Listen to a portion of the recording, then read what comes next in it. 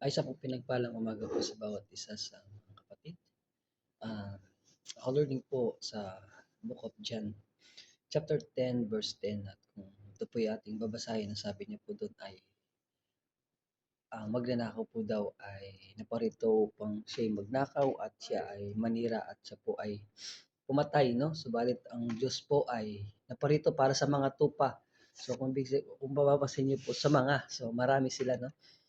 Para sa mga tupa na nawawala at ang Diyos ay bibigyan po sila ng buhay na sagana at kasiyasiya, no? Sa ating pong buhay mga kapatid, tayo po yung tupa na sinasabi ng Biblia ng ating Panginoon na kung saan ah, nais po ng Diyos na siya po ay ating makilala at tayo po ay upang tayo po ay magkaroon ng buhay na sagana at kasiyasiya, no? Nilikha po tayo ng Diyos na may sariling kapasyaan kung saan po tayo aayon o kung saan po tayo pupunta. Kung susunod po tayo doon sa sinasabi sa Biblia na ang magnanakaw, alam naman po natin ang sabi sa salita ng Panginoon, ang magnanakaw po daw ay pumunta rito upang pumatay, manira at magwasak. So maraming mga paraan na pwedeng wasak.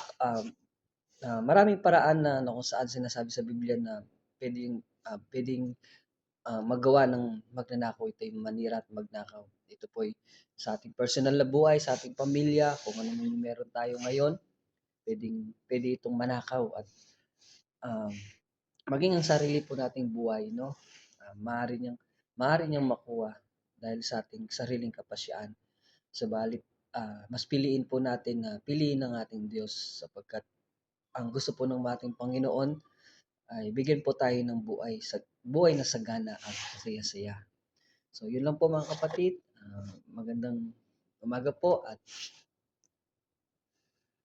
sa pinagpalang Friday po dito sa bansang Qatar.